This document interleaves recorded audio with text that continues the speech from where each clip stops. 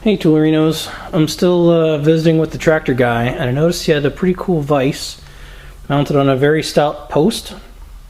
And it's not a brand I've seen or recognize. American Scale Company, Kansas City, Missouri. It's a pretty stout looking vise. On this side it says American Red Seal, guaranteed number 64. So, pretty cool vise. Has definitely seen its share of use over the years. I'm sure it's pretty old. And he also has a really interesting looking drill press.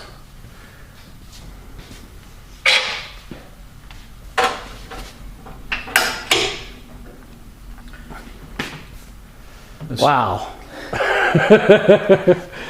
It's not just a drill press, it's a transformer. It comes away from the wall and it just fits right above the vise. Pretty cool. What is this thing anyway? It's a Delta drill press. I don't know a lot about it, but there's kind of an interesting story behind how I got it. I'm guessing this is probably, I don't know, 30s, 40s. Yeah, looking at the styling. I updated the switch, obviously, but the rest of this is pretty old. But it's been a really good heavy drill press, and I've gotten a lot of use out of it. But back in a previous life, let's see, that'd be 30 years ago or more, I worked for a company that made ladders. And at one time they made all wood ladders, and as the factory progressed to making aluminum and fiberglass ladders, they were scrapping their tooling. And this drill press was on a homemade machine, and there was 20 of these in a row. Wow. Spaced 1 foot apart. The chucks were spaced 1 foot apart, and they would put a hemlock rail in, and there was no handle here. They had a pulley on here with a cable wrapped around it that went back through another series of pulleys, and they all went down to a foot pedal. So the operator would put a hemlock rail in and then step on this massive pedal with all their weight, and it would drill all 20 holes for the rungs at one time. Wow. And they got rid of, they took the machine out of the factory, and it sat behind the factory outside for actually a couple of years probably, and then they decided they were going to scrap it. And I was working in the maintenance department, and I suggested saving the heads, so they put the heads up for sale to the employees, to anybody that wanted one, and they were $5 a piece. Wow. This was bolted directly to the machine, so there was no table, so I had to just kind of make up something. This actually slides up, and the head slides up and down on this post to adjust your height. Right, I see. Unlike the modern ones where you run the, there's a big spring in here to counterweight this, and there's a lever over here you loosen up, and you can slide this up and down to adjust your height. The handle, that was something, I don't know what that's off of. It was a leftover handle from something, and I just made it to fit this, and it didn't have any knobs, so that's I used golf balls, which worked pretty effectively. Yes. So pretty cool. Lots nice of history. Little drill press. Yeah. Is it hooked up? Yeah.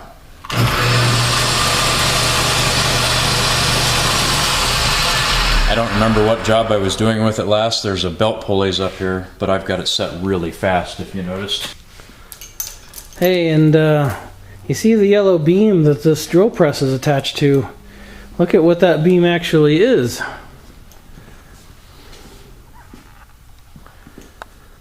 It's a crane with a chain hoist.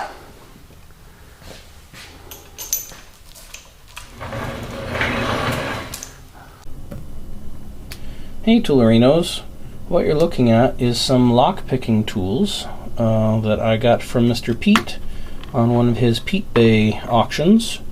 If you're not familiar with Mr. Pete, his channel is Mr. Pete 222, your YouTube shop teacher, as he says. And he does a lot of great videos about mystery tools and machining stuff.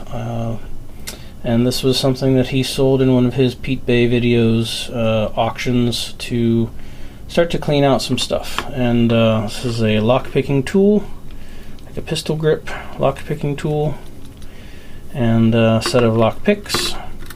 And my son and I have watched a number of videos from the lock-picking lawyer, and we thought it would be fun to try picking some locks. And just that I was able to get something like this from Mr. Pete himself as sort of a keepsake makes it kind of special.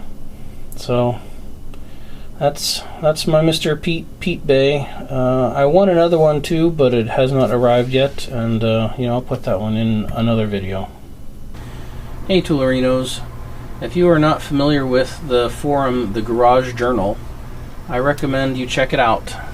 If you become a member, register, you can use this as a resource for seeking information about tools that you don't know what they are, and you can look at other people's postings about similar tools or the same tools to learn about them.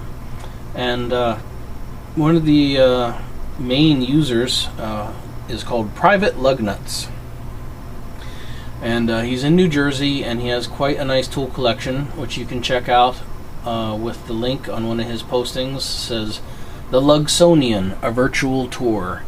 I believe it is a tour of his tools in his basement, so it's pretty neat. I like the Lugsonian, reference to the Smithsonian. It's pretty funny. And he also wrote an ode to pickers, Rust Never Sleeps. And just the title, Rust Never Sleeps, I think that's one of my new favorite quotes. I'll be sure to put that at the end of one of my videos. And of course, credit Private Lugnuts for that. And so I wanted to read you not the entire ode, because it'll be a little too long for you guys that want to listen to me jabber on, but I'm going to hit these highlights, so it'll hopefully give you a taste of it, and it'll encourage you to join the Garage Journal and read it in full for yourselves. So here is a taste. We trudge from our trucks and cars like miners with flashlights, huddling in front of a table, waiting for the load to be unloaded. We are grown men with collars turned up against the cold, our bags slung over the opposite shoulder, looking like irregulars in a ragtag army. We take our places facing forward, a loose formation which cannot help but bring to mind supplicants at the altar of some ancient god. We were all there for something rare enough that it felt sacrilegious to simply say it out loud, for fear that it would go poof to say its name. We visualized the gleaming wrench, not the gaping hole on the tool board. The making of a pile is quick, deft, but patient work, systematic and unglamorous. Too fast, you may miss something. Too slow, you may miss something in the next box to someone else who gets there first. We are forever faced with the scant effect of the calling we have been chosen to by the rest of the world's utter indifference to it, and to all our hard-earned expertise. It is the hunt, of course, that takes us back to ourselves. This is no hobby. This is a religion. Life is picking. Picking is life. And rust never sleeps.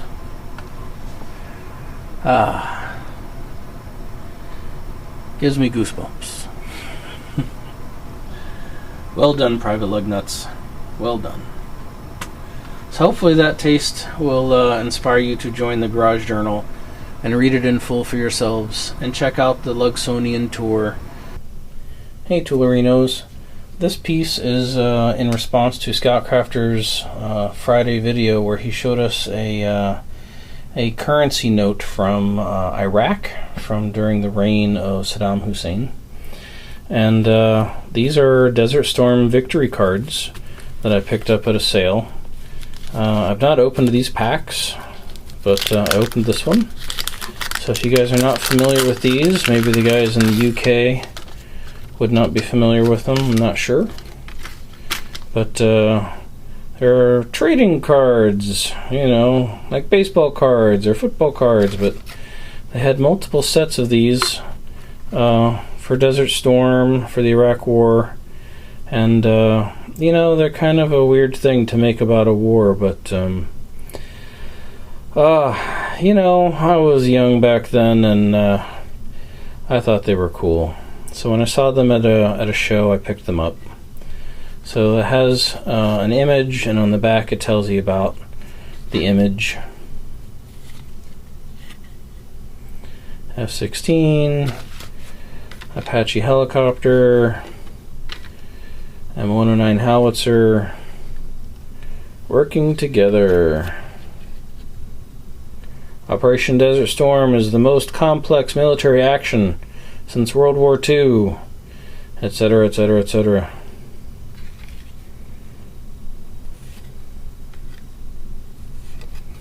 So, you know, and that's a sticker. Just another artifact from the Iraq War. Okay.